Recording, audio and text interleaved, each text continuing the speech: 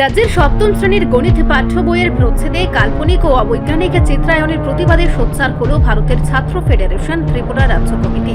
সোমবার সংগঠনের পক্ষ থেকে SCERT-এর অধিকর্তার কাছে এক স্মারকলিপি প্রদান করা হয়। ছাত্র প্রতিনিধিদের অভিযোগ, বিজ্ঞানের যুগে দাঁড়িয়ে সপ্তম শ্রেণীর গণিত বইয়ের প্রচ্ছদে রাহু ও কেতুর মতো কাল্পনিক ও পৌরাণিক ছবি ব্যবহার করা রয়েছে, যা সম্পূর্ণ অবৈজ্ঞানিক। শিক্ষার আঙিনায় এই ধরনের কুসংস্কারাচ্ছন্ন ছবির উপস্থিতি ছাত্রছাত্রীদের মনে ভ্রান্ত ধারণা তৈরি করতে পারে বলে তারা আশঙ্কা প্রকাশ করেন। ডেপুটেশন প্রদান শেষে ছাত্র নেতৃত্ব জানান, গণিত বা বিজ্ঞানের মতো বিষয়ে যেখানে যুক্তি ও প্রমাণের প্রাধান্য থাকা উচিত, সেখানে এ ধরনের অবৈজ্ঞানিক চিত্র কোনোভাবেই গ্রহণযোগ্য নয়। SFI এর পক্ষ থেকে দাবি তোলা হয়েছে যে অবিলম্বে বিতর্কিত এই প্রচ্ছদ বাতিল করতে হবে এবং দ্রুত নতুন প্রচ্ছদ সংকলিত বই ছাপিয়ে ছাত্রছাত্রীদের হাতে তুলে দিতে হবে। বিজ্ঞানের পাঠ্যসূচিতে যাতে কোনোভাবে বিজ্ঞান চেতনার পরিপন্থী কিছু স্থান না পায়, সেই বিষয়ে অধিকর্তার দৃষ্টি আকর্ষণ করা হয়েছে। সংগঠনের পক্ষ থেকে স্পষ্ট জানানো হয়েছে, ছাত্রদের যৌক্তিক ও আধুনিক শিক্ষাদানের স্বার্থে তারা আগামী দিনেও এই আন্দোলন জারি রাখবেন। অধিকর্তার বিষয়টি খতিয়ে দেখার আশ্বাস দিয়েছেন।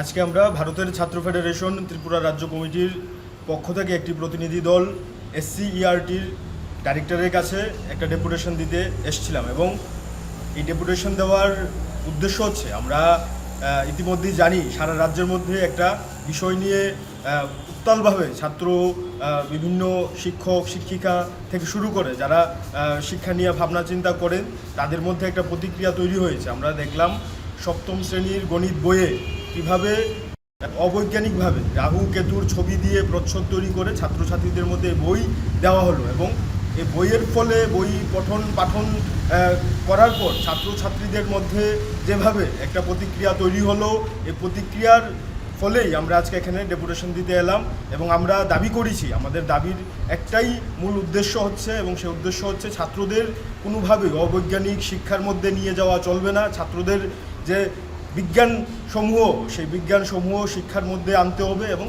ছাত্রছাত্রীদের মধ্যে যদি এখন থেকেই কোমলমতি ছাত্রছাত্রীদের মধ্যে অবৈজ্ঞানিক বিভিন্ন কুসংস্কার, অন্ধ বিশ্বাস তাদের মধ্যে ঢুকিয়ে দেওয়া যায়, আগামী দিনে আমাদের দেশের, আমাদের রাজ্যের ভবিষ্যৎ অন্ধকারের দিকে ঠেলবে। এই বক্তব্য যখন আমরা ওনাদের কাছে তুলে ধরলাম এবং বললাম, কোনোভাবেই আমাদের দেশ এবং আমাদের রাজ্যে এমনিতেই এই সরকার, এই প্রশাসন ডারউইনের তত্ত্ব পাল্টে দিয়েছে। বিভিন্নভাবে শিক্ষাকে কেন্দ্র করে আমাদের বিভিন্ন বইগুলোতে শিক্ষা সংক্রান্ত বিভিন্ন সামগ্রী যখন ছাত্রছাত্রীদের কাছে পৌঁছছে, তখন অবৈজ্ঞানিক কুসংস্কার এমনিতেই মাথাচাড়া দিচ্ছে। এই মুহূর্তে আমরা দাবি করেছি এই প্রচ্ছদ পাল্টে দিতে হবে এবং NCERT-র যে সপ্তম শ্রেণীর গণিত বইয়ে যে প্রচ্ছদ আছে সেটাকেই এখানে লাগু করতে হবে এবং ওনারাও আমাদের সাথে একমত হয়েছেন। ওনারা বলেছেন এটা পজিটিভভাবে ওনারা নিয়েছেন এবং ওনাদের যে ভুল হয়েছে এই জায়গায় ওনারা এটা মোটামুটিভাবেই স্বীকার করে নিয়েছেন এবং আমরা ওনাদের কাছে দাবি রেখেছি, আগামী দিনে ছাত্রদের মাঝে, ছাত্রদের মধ্যে বিজ্ঞানের প্রচার করতে হবে, ছাত্রদের বিজ্ঞান মনস্কতা বাড়াতে হবে এবং কোনোভাবেই যাতে ছাত্ররা বিজ্ঞানের অপব্যবহার না করতে পারে এবং সেটা দপ্তরকে কঠিনভাবে পরিচালনা করতে হবে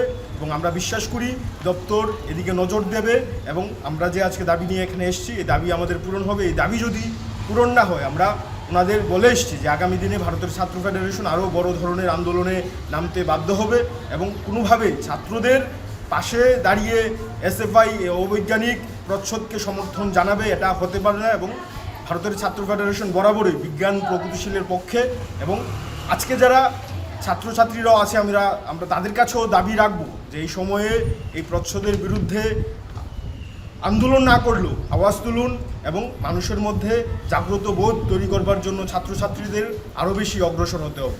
সকলকে ধন্যবাদ। রিপোর্ট সংবাদ প্রতীক্ষা।